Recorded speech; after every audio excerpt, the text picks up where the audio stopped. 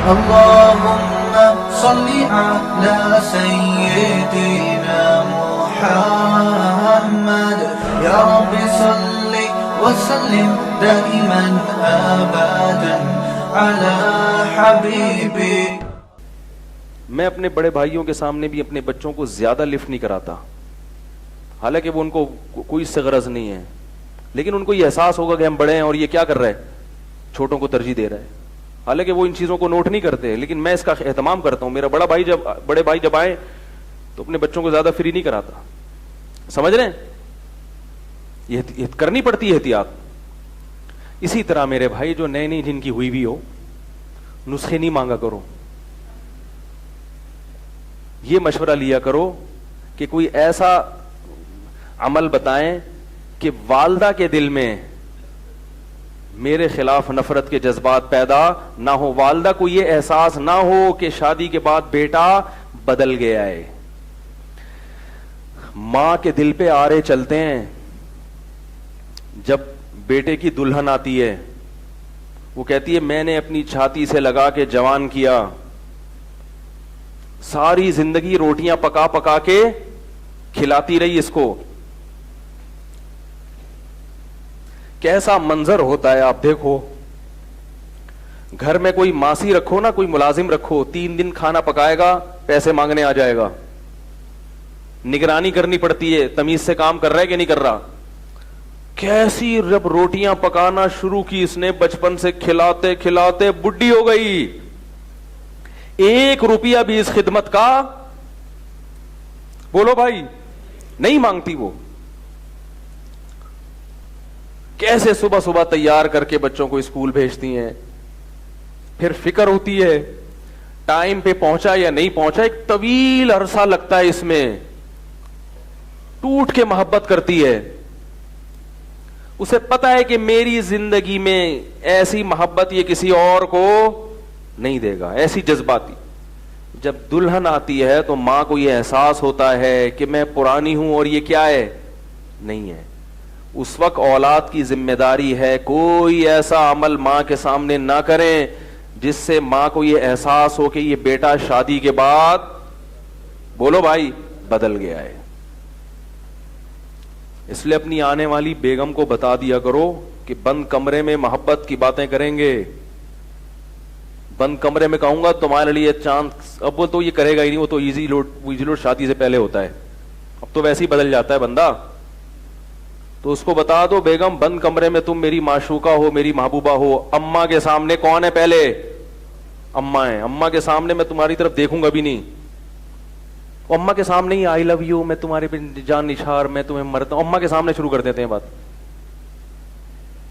اماں کے سامنے اسی کی سائڈ، اماں صحیح تو کہہ رہی ہے، اماں یہ تو صحیح کہہ رہی ہے بیگم میری. وہ بیچاری ایسے جیسے تیل کی کڑھائی پہ کوئی جل رہا ہو، ایسے جذبات ہوتے ہیں اس کے. تو اسی طرح باپ کو بھی، باپ میں اتنے جذبات نہیں ہوتے، وہ برداشت کر جاتا ہے. تو باپ کو بھی اور ماں کو بھی ہے. میں یہ نہیں کہہ رہا بیوی کے حقوق ادا مت کرو، یہ نہیں کہہ رہا، حقوق تو پورے دو اس کے، لیکن سیاست سے بھی کام لینا چاہیے، کوئی ٹیکنیکل طریقے سے بھی کام لینا چاہیے. محبت کا یہ کون سا طریقہ ہے کہ آپ ہر تھوڑے دن کے بعد جا رہے ہیں، برگر لے کر آ رہے ہیں، بیگم کے کمرے میں گھس رہا ہے، روزانہ اماں دیکھ رہی ہے. پہلے تو کبھی گھر میں برگر پیزا نہیں آیا، برگر نہیں آیا، فروٹ نہیں آئے. روزانہ آفس سے آتے ہوئے 2 کلو سیب کی بوری لے کے چوہوں کی طرح چھپا کے ہے بھائی کنی کترا کے نکل رہا ہے، گھس رہا ہے. تھوڑا دل بڑا کر لو، سیب لا رہے ہو 2 کلو اماں کے لیے، 1 کلو ابے بول لو نا بیگم کے لیے. آپ بولو اتنے پیسے کے درختوں پہ لگیں گے، مشورے دے رہے ہو. تھوڑے لے آؤ جتنے پیسے اللہ نے دیے. اول تو اللہ نے سب کو رزق دیا ہے، فراوانی دی ہے. تھوڑا سا ماں کو یہ احساس دلا دو کہ اماں میں تم کو بھولا نہیں ہوں، میں بھولا نہیں ہوں، یہ احساس دلا دو باپ کو بھی ماں کو بھی. تو اللہ نے والدین کو ایسا جگر دیا ہے کہ وہ خود آپ سے کہیں گے کہ بیٹا تھوڑا بیگم کو بھی ٹائم دے دیا کرو.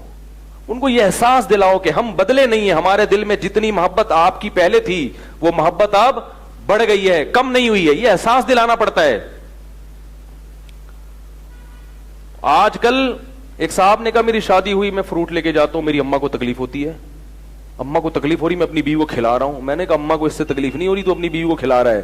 اماں کو تکلیف ہو رہی ہے کہ مجھے تو کبھی نہیں کھلایا, بیگم آئی ہے تو اب خربوزے بھی آ رہے ہیں اور تربوز بھی آ رہا ہے.